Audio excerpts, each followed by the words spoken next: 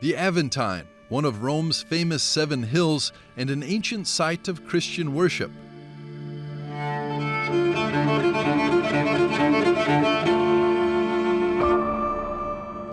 Will be the first station of Pope Leo's Lenten journey, beginning on Ash Wednesday.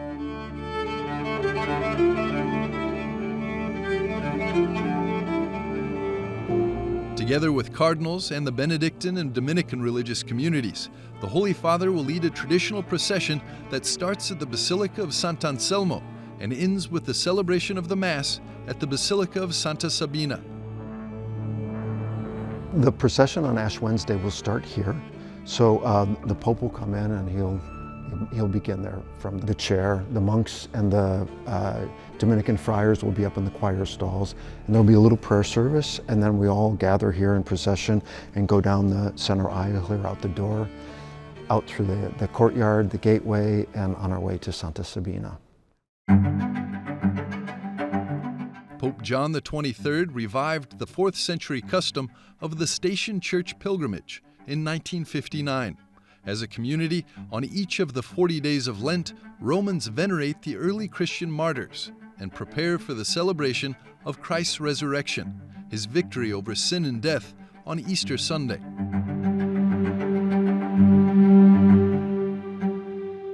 The idea of a pilgrimage is kind of sacramentalized in the Church's use of processions. So in the Mass, for example, there are 4 processions: the entrance procession, the gospel procession, the offertory procession, and the communion procession.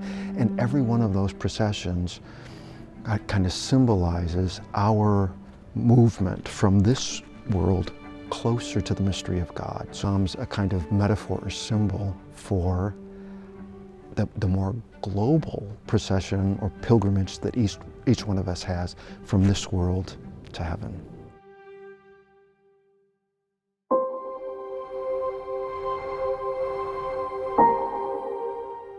As the procession continues from the Benedictine Church of Sant'Anselmo through the Aventine neighborhood to the nearby Dominican Basilica of Santa Sabina,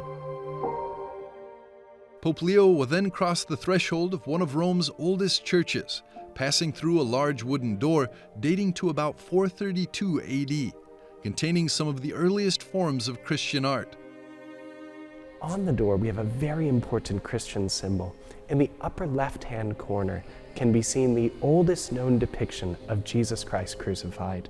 It allows us to think of the meaning of Lent, to embrace the suffering of Christ, especially when we consider it from the historical perspective, the evolution of Christian understanding. We didn't really know how to handle the cross. It took us 100 years to depict it, which says something about each of us entering into Lent, discovering anew what our sufferings mean, and how to have them transformed by Christ's own sacrifice.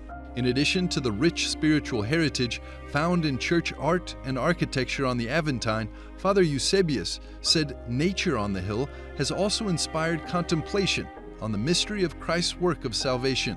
This is an acanthus leaf, and it's growing all along our property here. The acanthus leaf is the leaf that's generally on the top of Corinthians columns.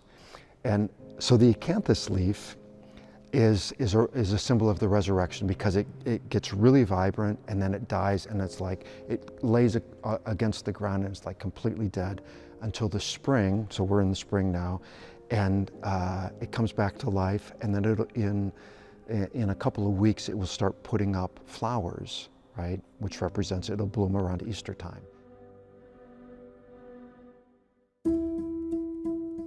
This year, Ash Wednesday falls on February the 18th, marking the Church's first Lenten journey with Pope Leo XIV. So to walk with Pope Leo on this pilgrimage from the nearby Sant'Anselmo Church will be a sign, a symbol for all of us of the spiritual work that's taking place in our hearts in Lent.